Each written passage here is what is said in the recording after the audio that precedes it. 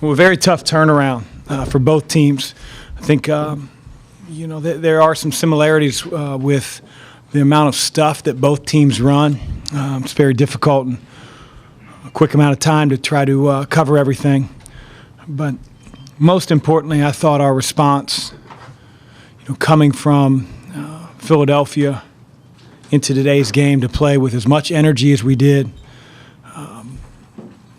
to have guys step up that maybe either haven't played as well as they did today or haven't played as much as they have today. It was really good. We beat a terrific team, a team that doesn't give you an inch, that fights for every inch of floor space out there, that offensively has gotten better, that has multiple weapons.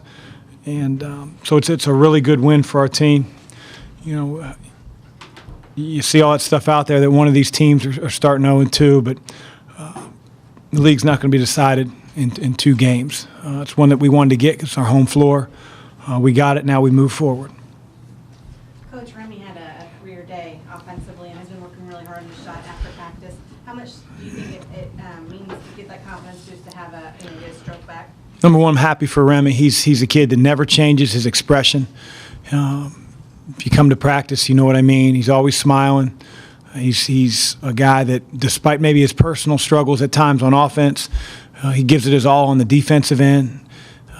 There's no quit in him. So you're always excited to see that for your kids when good things happen for him. He's continued to put in the time. He shot extra with Coach Steele after yesterday's practice.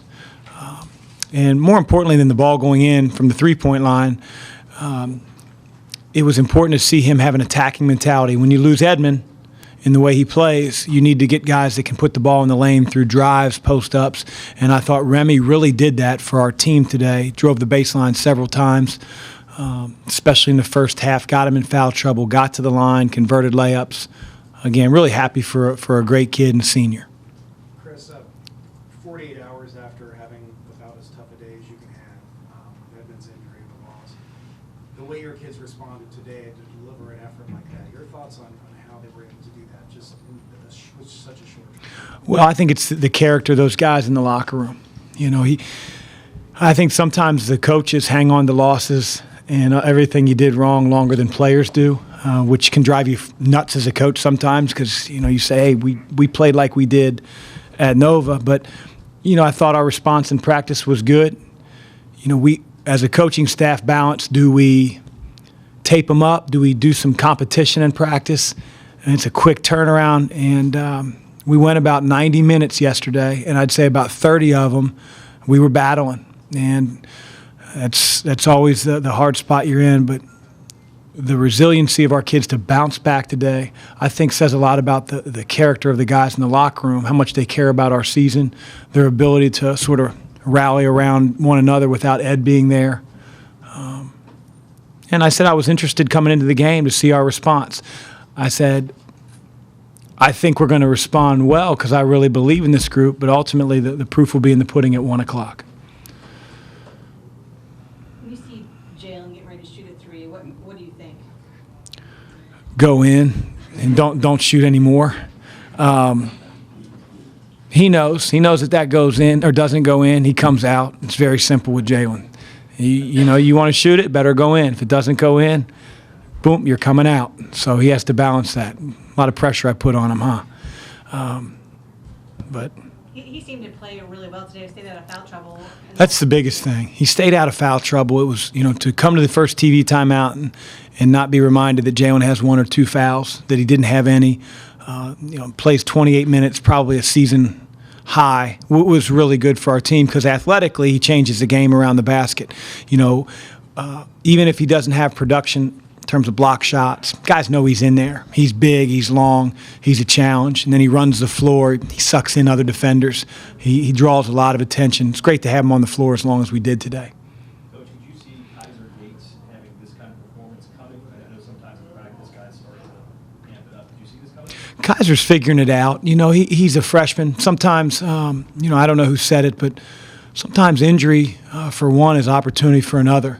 Kaiser obviously doesn't play the point guard position, but when Miles scoots over and everybody sort of moves down the assembly line, told Kaiser, you're going to get your opportunity that you probably wanted. But he's going against a very difficult front court every day in practice. He has to rebound at the level that other guys are rebounding in order for us to feel comfortable. But he can really move his feet.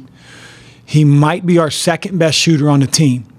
You know, when you only get a crack at it in 8-10 minutes of a game and you're trying to impress a coach and show that you belong, there's a little bit more pressure than, you know, just a Trayvon Blewett taking a three, a Miles Davis taking a three. I'm telling you, that cat can shoot. We got to find ways to get him on the floor. And I was really, really proud of how he played, and guys were really happy for him.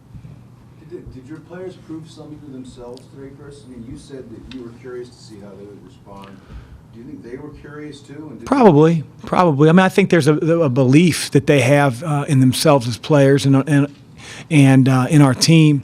And I was quick to point out, as poorly as we played at Villanova and the traumatic experience of losing Ed in the way that he did, like, I wasn't going to go into the locker room at Nova and rant and rave and tell these guys that, you know, we quit. Or I have too much evidence over 2.5 months. You know, we've been a really good practice team every day, and I'm not talking about performances in games.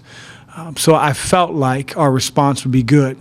However, we didn't get 3 or 4 days to sort of get ready for Butler, and that worries you as a coach. So loved our response. I think our guys believed in themselves, but, you know, anytime you lose, there's a little bit of doubt. Chris, you made a run at the end of the first half with Larry on the court, and then you started that big run in the second half with 12 minutes left with Larry on the court. What did you think of this play today? It was great. I mean, he's an emotional leader for our team. He can really, really affect things if he's playing with a lot of energy, and that's not always the easiest thing to do. You know, maybe when you're not playing as much as you'd like, but he came in. His energy was infectious. He did a great job defensively. Offensively, he got the ball where he needed to do, and he ran our team, and it's really good to see. You know, we'll be that much stronger when Edmond comes back. What were your thoughts when you saw the guys they put out there, the starting five? It was different than what they've played all season. I've learned a long, long time ago that you don't worry about the other team. You know, you have problems yourself. You know, every coach has problems, and the only thing that I tried to figure out was what are our best matchups based on who they're starting now, and then we knew that the guys that were sitting out, they were going to play the majority of the minutes.